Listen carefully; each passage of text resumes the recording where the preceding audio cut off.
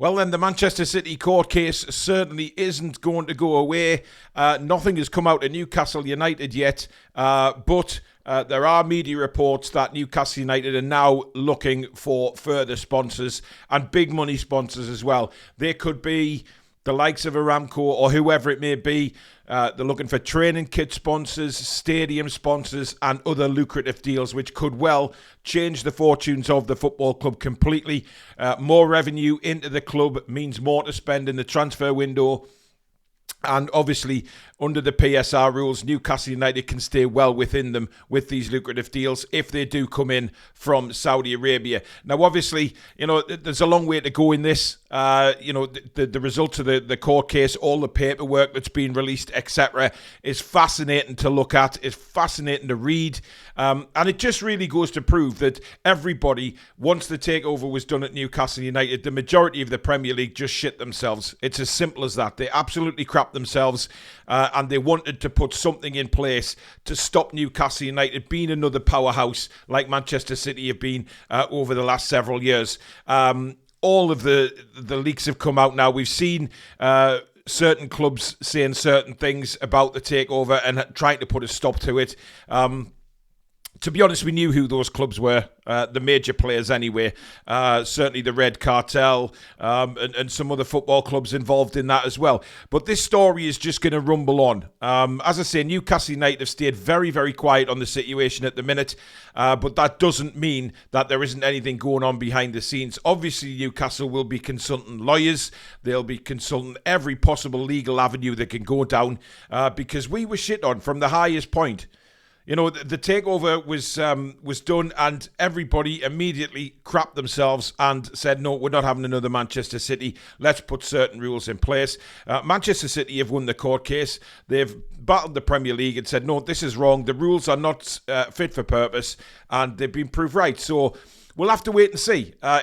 For me as a Newcastle United fan, I'm sure for all you guys as well, as fans of Newcastle United, it's very exciting to see where the next step is. Do Newcastle United go to court and do battle that way, or do we just take a back seat and let things rumble on and rules change as they go, and we bring in new sponsors from Saudi Arabia and other maybe Middle Eastern companies? We don't know. But I'll tell you what is fascinating is what's going to happen, because it's exciting. We know that we've been really, really, really plugged by PSR.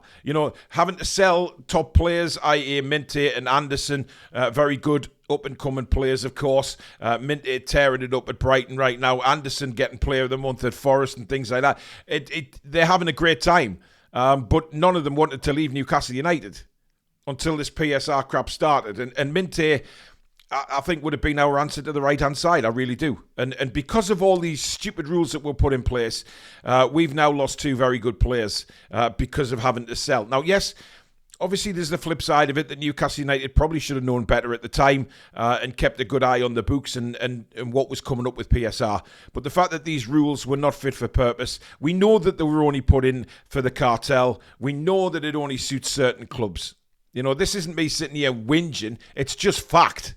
And we as Newcastle United fans, we know that. We know that it is fact. But anyway, we'll keep you informed of anything that happens, but no announcement from Newcastle United as to what their next plan of action will be. Good news today for Newcastle United's right back Tino Livramento. He's been a late call-up into the England side, or squad, shall I say, for these up-and-coming games in the Nations League. Now, Livramento, for me, hasn't really dug up trees this season. He's looked a little bit weak. Trippier's come in the last couple of games, have done really, really well. But Tino Livramento spoke about Trippier and was very, very kind about him, and rightly so. Listen, Tino, remember when Tino signed for Newcastle, he said the one person he wanted to look up to and learn from was Kieran Trippier, despite the fact that they're both battling for the same position. Now, he turned around and told the reporter that Kieran Trippier is immense, absolutely immense, both on and off the field.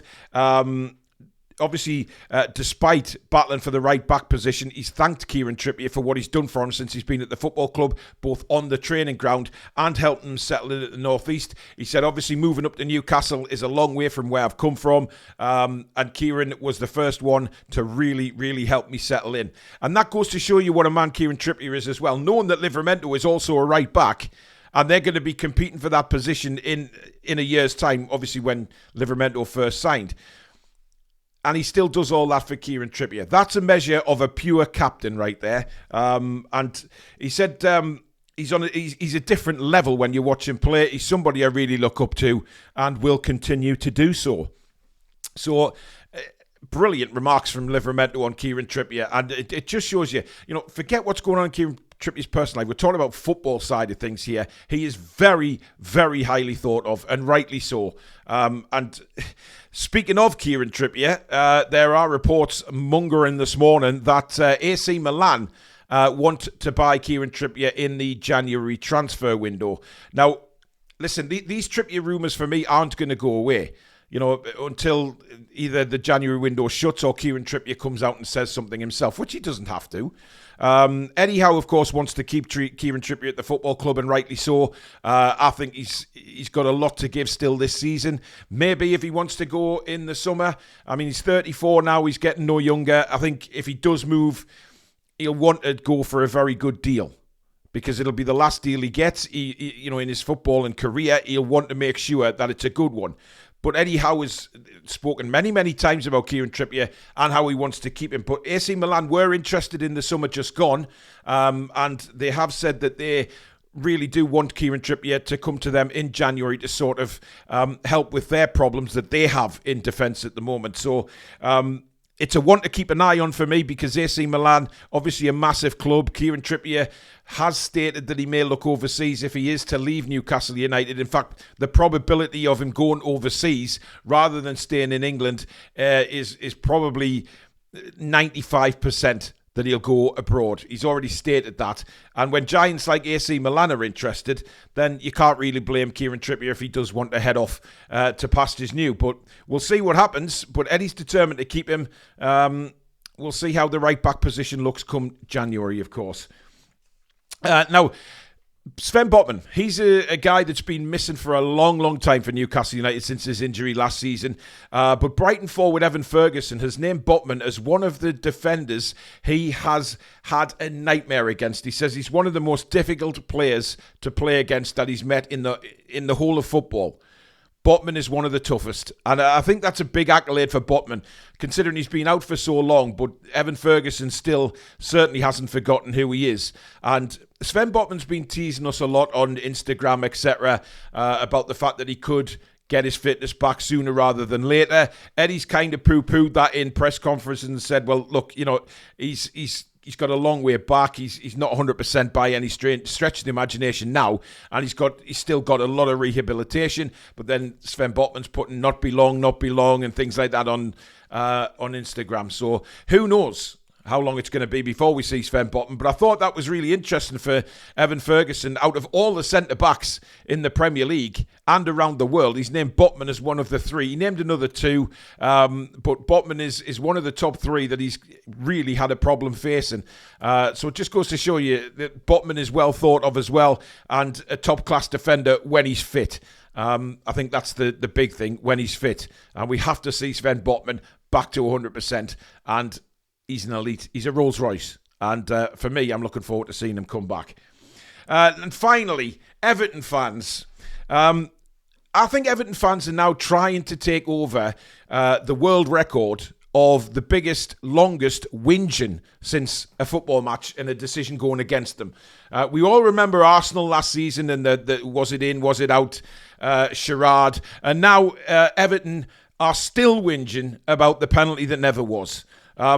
I really do think some of these Everton fans need to take a very, very close eye on the actual incident itself. And ask yourselves, Everton fans, did Dan Burn make any challenge? And the answer is no. He never challenged. Calvert-Lewin saw an opportunity to shoot and then kicks the back of Dan Burn's leg. Now, I don't know in what realm you guys think that is a penalty, but he kicked the back of the leg of Dan Burn. Dan Burn's got in front of him, and Calvert-Lewin's kicked him. Now, I've seen a few suggestions say that actually it should have been a free kick for Newcastle because Dan Burn was kicked in the back of the leg. In no way on God's earth is that a penalty. I mean, I've seen some shocking decisions in the past for penalty incidents and penalties given. And, you know, when that incident happened, I genuinely thought that Everton would get a penalty and that the referee would go to VAR and we'd be screwed over. But for some reason, the Everton fans are now continuing to twist and whinge and moan and whine over saying VAR's not fit for purpose, VAR this, VAR that. Look at the incident again without blinkered eyes and really ask yourselves, in truth, was that a penalty? Because it wasn't. You know, in no way at all did Dan Burn take out Calvert-Lewin. Calvert-Lewin took himself out by kicking the back of Dan Burn's leg.